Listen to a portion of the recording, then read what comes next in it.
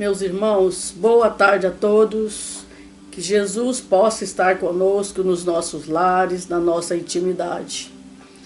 Alicerçado mais uma vez por esse encontro, com essa concessão em que o plano espiritual fornece a todos nós numa tarde de domingo, o qual o Evangelho vem aquecendo as nossas almas para dias vindouros, talvez aflitos, mas que nós possamos ter o entendimento de tantas aflições que estamos passando, que vamos passar, e o pedestal do nosso amor que nós já temos com o Cristo possa então ser desenvolvido na elasticidade da fé e da confiança em Deus.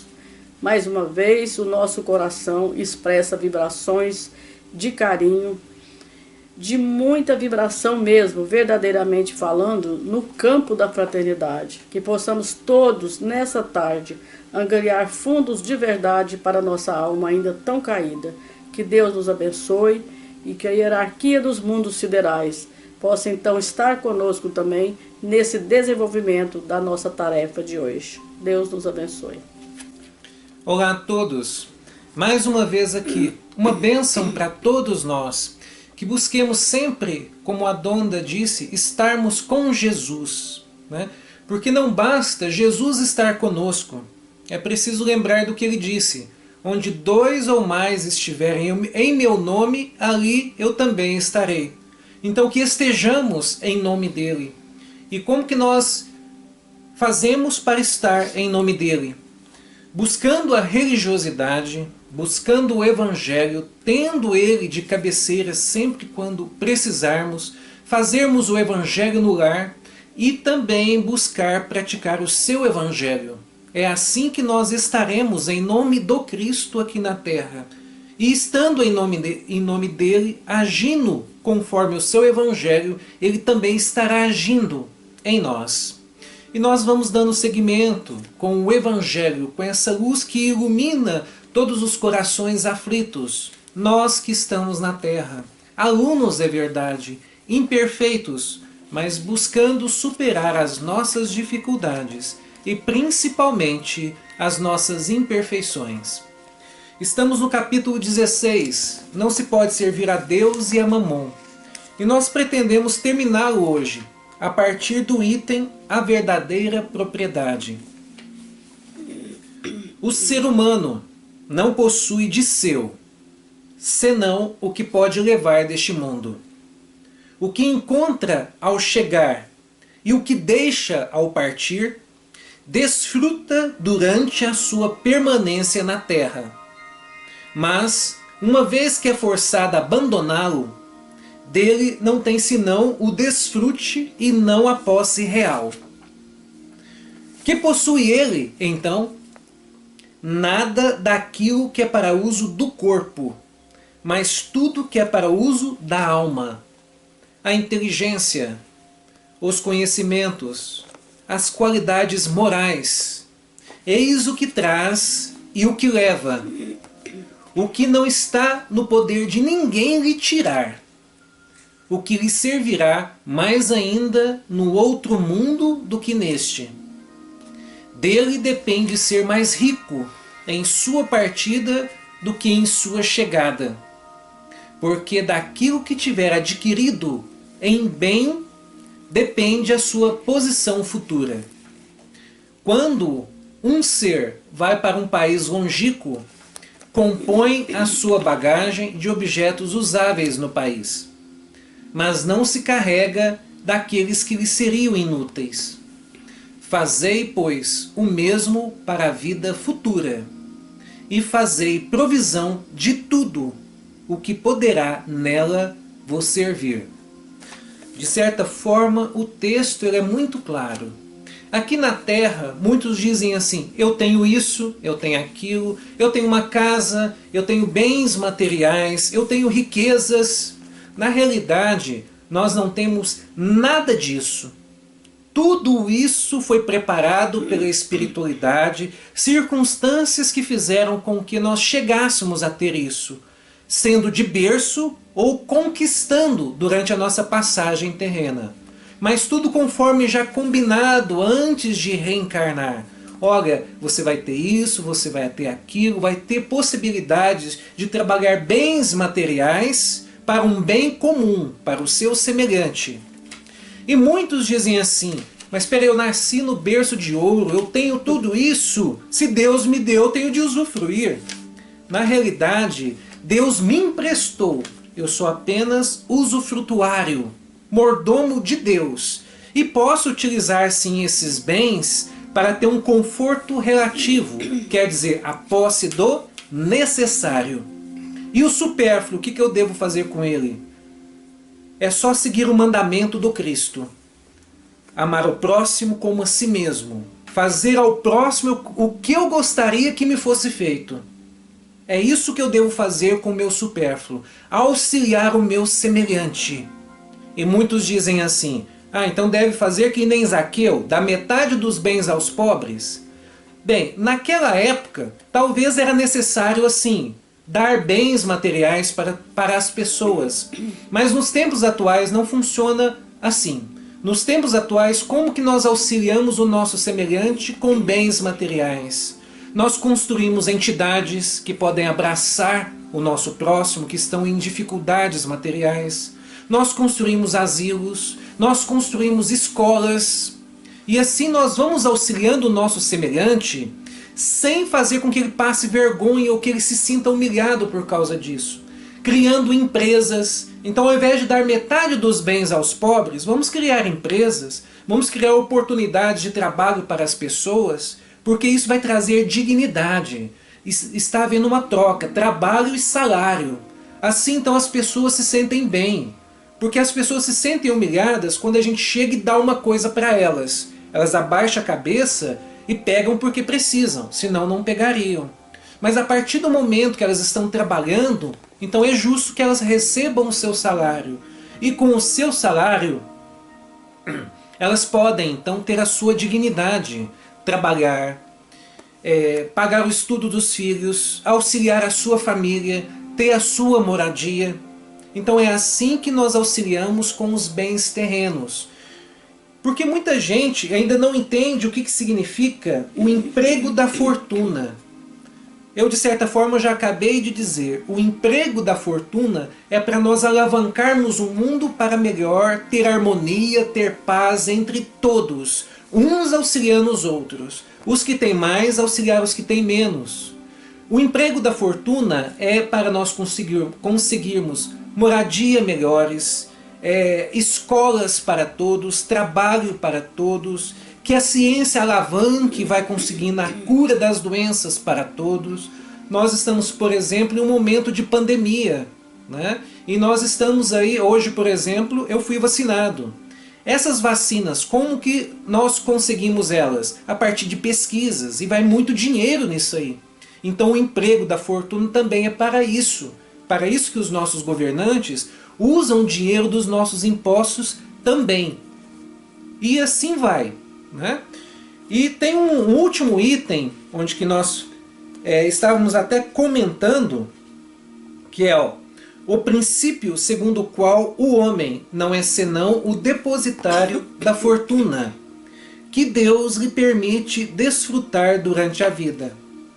Tira-lhe o direito de transmiti-la aos seus descendentes? Não, em hipótese alguma. Toda fortuna, tudo que nós temos de bens materiais, nós podemos passar para os nossos descendentes. Porque se porventura eles não tiverem merecimento, quem vai tirar deles é Deus. Isso aí nós podemos ter certeza. Mas se eles tiverem merecimento e souberem lidar com isso, tendo a posse do necessário e buscar utilizar o supérfluo para um bem comum, aí Deus sim vai manter para com eles e até vai lhes dar um pouco mais, se estes merecer. E tem só um texto que eu separei aqui, que a fortuna venha de vossa família, ou que ganhastes pelo vosso trabalho. Há uma coisa que não deveis jamais esquecer, é que tudo vem de Deus e retorna a Deus. Nada vos pertence sobre a terra, nem mesmo o vosso pobre corpo. A morte dele vos despoja, como de todos os bens materiais. sois depositários e não proprietários. Disso não vos enganeis. Deus vos emprestou, deveis restituir, e ele vos empresta com a condição de que o supérfluo, pelo menos o supérfluo, seja revertido para aqueles que não têm o necessário. Olha que bonito isso. E é mais bonito ainda quando nós entendemos e quando nós praticamos. Porque quando nós temos essa prática, o que nós vamos elevando em nós? A única riqueza que nós temos de verdade, que é a nossa moral e a nossa índole, que nós vamos conquistando de existências anteriores nessa e vamos conquistar também no amanhã, que é a paciência, que é o devotamento, o esquecimento de nós mesmos, piedade que nós vamos aprendendo a ter para com os outros, amorosidade, fraternidade. E também nós vamos diminuindo coisas que nós temos também, e muitos até são muito ricos nesse aspecto, que são de vícios, que são de orgulho, que são de arrogância, vaidade. Isso nós trazemos também, mas a intenção é que com o tempo nós vamos deixando isso para trás e carregando em nós o bem que fazemos. Que bom, Alexandre. Eu percebo que diante desse capítulo todo, inteiramente falando, nós temos um perigo muito eminente conosco, que é de engavetar o Evangelho na nossa alma, dizendo que entendemos o que a letra está querendo passar para as nossas ações. Somos conscientes que a fonte do mal proceder, reside no orgulho e na vaidade que vem trazendo a ambição. Então, se nós entendermos que tudo isso que o Evangelho está passando para nós, que nós devemos manter firme na atenção do que é que nós vamos conquistar em dias vindouros, mas começando agora. Então, quando Maria Dolores escreveu pelo Chico aquela mensagem chamada Aviso, então ela fala que procura-se um homem considerado o Galileu. Mas esse Galileu, que a partir da hora que ele penetrou no corpo de carne aqui na terra, ele já disse para nós que a morada nossa simplesmente é o corpo terráqueo para desenvolver a espiritualidade, que nós viemos aqui para isso.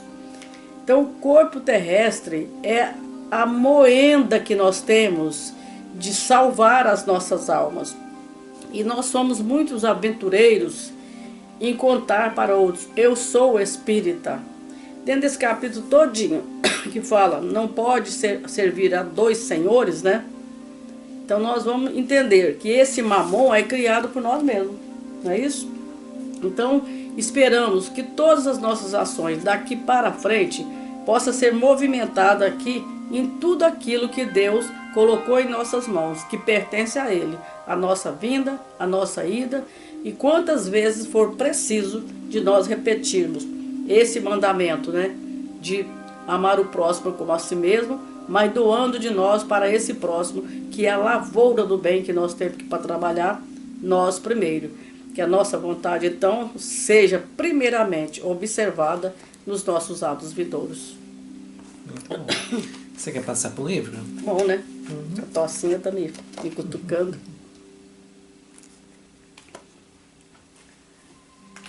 Nós temos aqui do Espírito da Verdade uma leitura que fala sobre esse item, caridade e você. Capítulo 16 do item 9, que foi o primeiro, né? Então, esse Espírito fala para nós assim, eu acho que é meio, deixa eu até olhar aqui.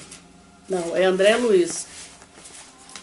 Acredita você que só a caridade pode salvar o mundo?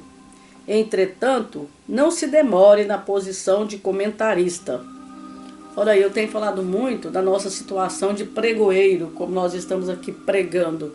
Talvez nós estamos pregando com toda a fibra da nossa alma, mas esquecendo que nós já estamos pregados. Nós temos que desapregar de nós mesmos para entrar nesse capítulo da caridade junto a nós, né? Porque o outro que vai fazer com que nós trabalhamos o nosso eu. não nos diga que é pobre e incapaz de contribuir na campanha renovadora da sublime virtude. Senão, vejamos, se você destinar a quantia correspondente a um refrigerante ou um aperitivo em cada 5 doses, segundo os seus hábitos, ao serviço de qualquer hospital, no fim de um mês haverá mais decisiva medicação para certo doente.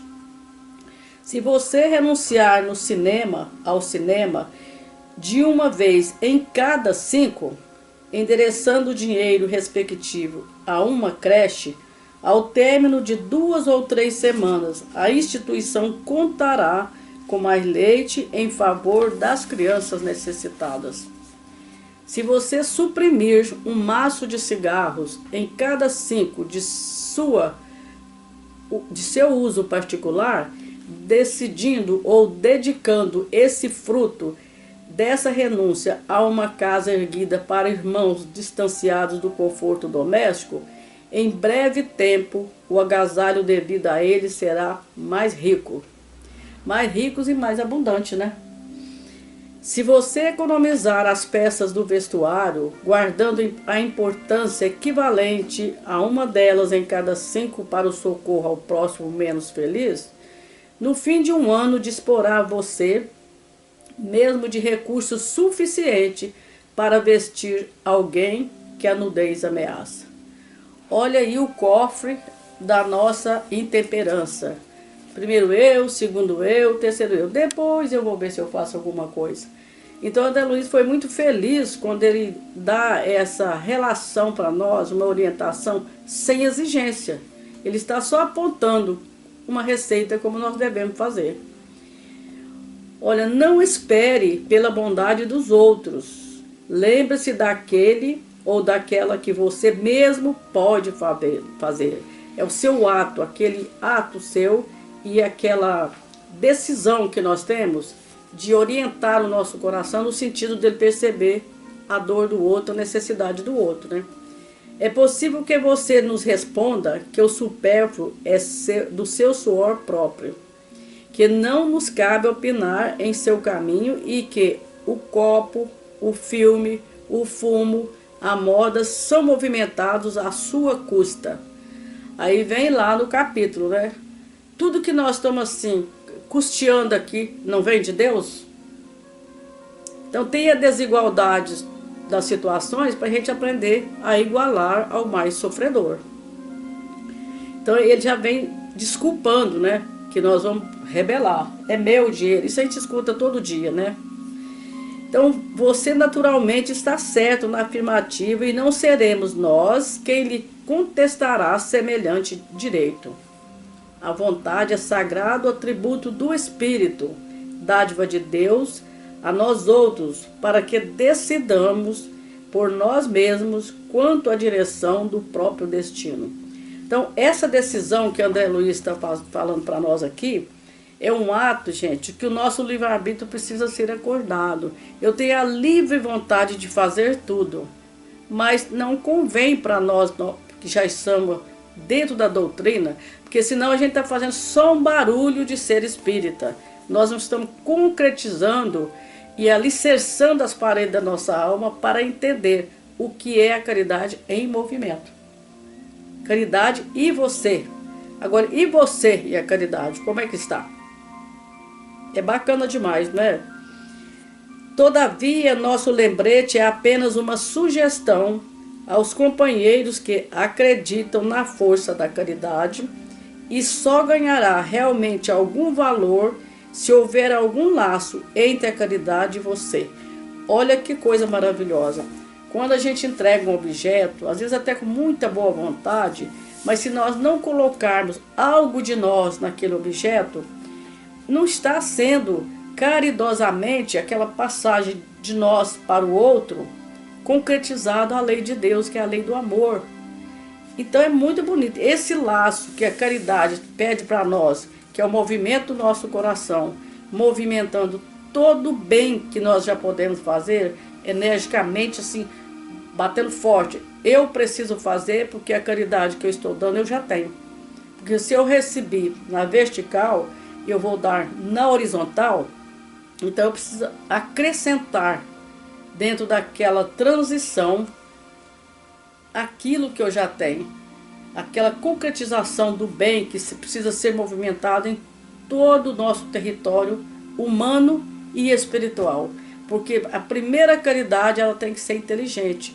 Quando eu desprego de mim o desprendimento dos bens terrenos e coloco na mão do outro, eu preciso colocar inteiramente o mesmo desejo, a mesma quantidade de força para que aquilo surja um efeito naturalmente do bem, que é o bem viver junto com todos nós. Então, esse decidir que o André Luiz está nos pedindo precisa ser urgente, não é correndo não, é urgente e amparado pela nossa boa vontade qualificada.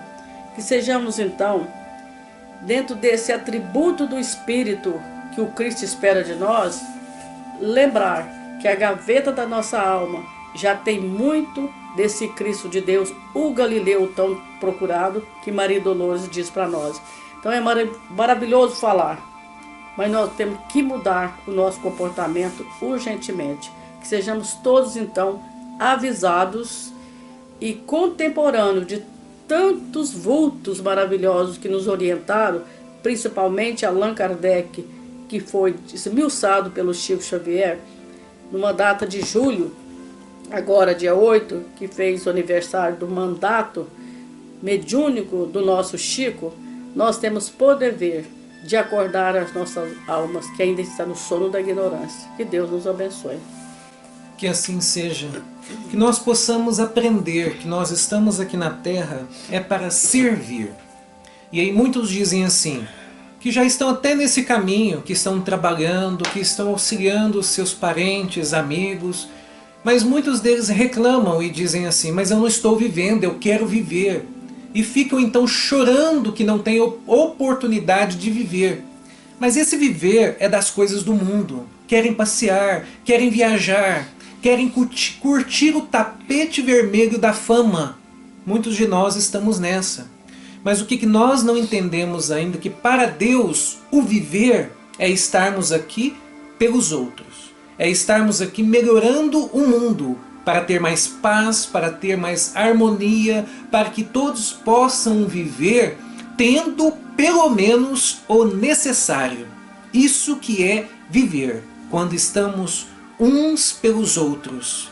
E vamos compreender sim, que quando estamos vivendo, estamos sabendo de verdade a utilizar todos os instrumentos que Deus nos empresta em favor de nós, porque eles estão sendo utilizados para com os nossos semelhantes. Aí nós estamos lembrando daquela sugestão que o Cristo deu para Judas. Faça a sua vaquinha, consiga moedas, então, para patrocinar o reino de Deus, mas não deixem essas moedas tomarem o seu coração. Aí Chico Xavier também complementa que nós podemos sim ter as coisas, mas não deixar que as coisas nos tenham. Gostaria de dizer mais alguma coisa? Que bacana, né? E lembrando do capítulo, há muitas moradas na casa do Pai, nós ostentamos. Eu moro no Brasil, eu moro em Uberaba, né?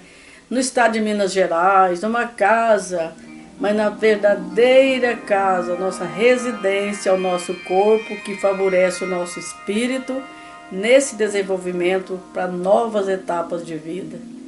Isso é maravilhoso, a gente lembrar sempre que esse corpo é emprestado, que dentro dessa desigualdade que nós temos de aparência, nós somos um só espírito na individualidade, que Deus permite que nós desenvolvamos, voltando para a vida real, que é a vida do espírito.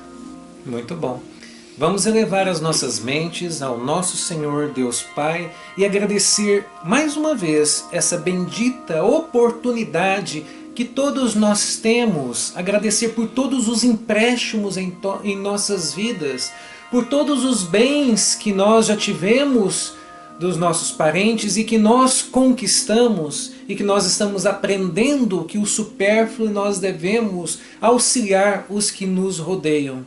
Vamos agradecer essa espiritualidade amiga, os nossos anjos da guarda, que sempre estão por nós e que estão também por aqueles que estão nas ruas, pelos que estão nos hospitais e pelos que ainda estão tão em aflição por essa pandemia pela qual nós estamos passando. Mas que nós possamos lembrar, tudo vem de Deus, até mesmo as situações mais complexas, mas o intuito maior é o seu Filho, educar a todos nós, filhos de Deus. Que assim seja e um abraço a todos. Assim seja. Muito bom.